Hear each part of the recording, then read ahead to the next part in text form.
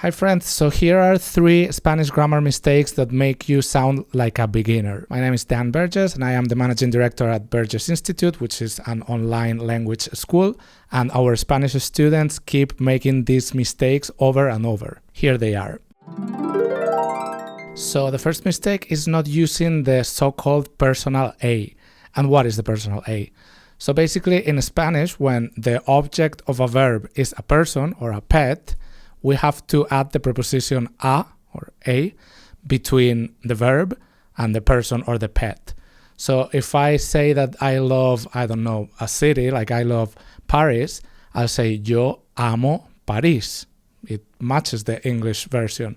However, if I want to say that I love Mary, since Mary is a person, we have to say yo amo a Mary.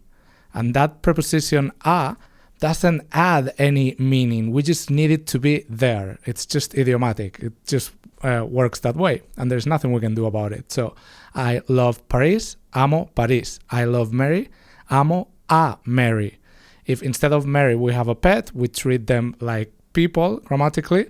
So I love my dog Milú, amo a mi perro Milú. With some other verb, with ver, to see, same thing. If I see something, yo veo whatever, yo veo un coche. But if I see Luis, yo veo a Luis. Same thing with buscar, to look for something or someone.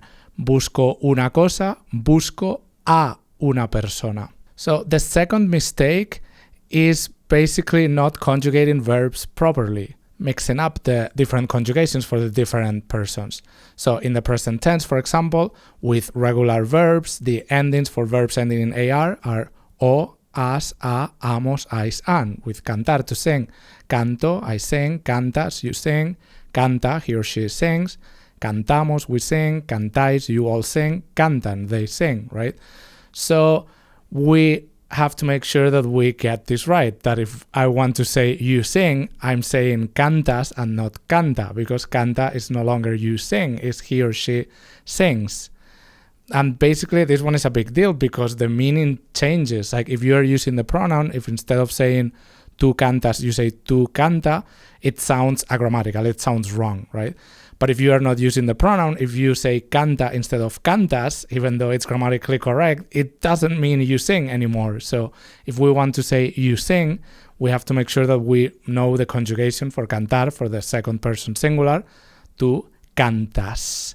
And same thing for the past tense. For verbs ending in AR, for example, the endings in the past tense are aste, o, amos, asteis, aron. With cantar, canté, cantaste, cantó, cantamos, cantasteis, cantaron. So same thing, if I want to say you sang, I have to make sure that I'm saying cantaste and not cantó, because they mean different things. So it is very important to memorize those endings for the different tenses. So just as a quick review, we reviewed the endings for verbs ending in AR in the present and past tense. In the present tense, for verbs ending in ER, like comer, the endings are o, es, e, hemos, eis, en. So comer, como, comes, come, comemos, coméis, comen.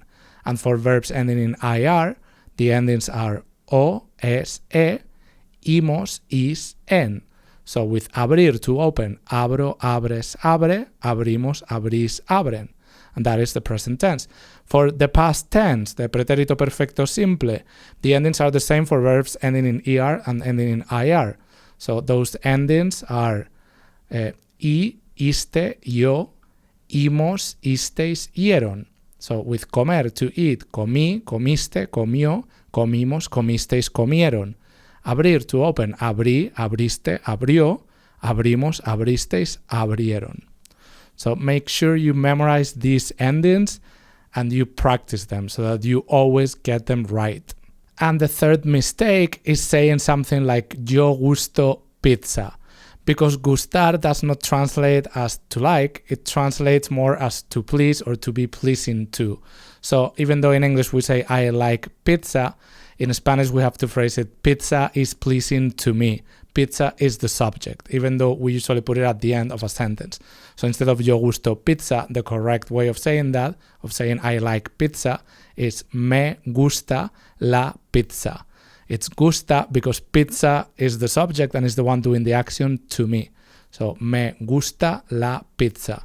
If instead of pizza I'm liking something in plural, then instead of gusta it will be gustan because it's a plural thing, like they doing that thing to me. So I like cats, for example. Me gustan los gatos. I like flowers. Me gustan las flores. And if it's something singular, like a city, like Paris, so me gusta París. París is doing the action, and that's why we are saying gusta. In addition, we're having that me. Those are the indirect object pronouns. We have to use them with gustar. So those pronouns are me, te, le, nos, os, les. So you like pizza, te gusta la pizza. He or she likes pizza, le gusta la pizza. Notice that gusta stays the same because it's pizza doing the action and it's doing it to me, to you, or to him, or to her. Me gusta, te gusta, le gusta. So that's it for today. I hope this was helpful. Hasta pronto.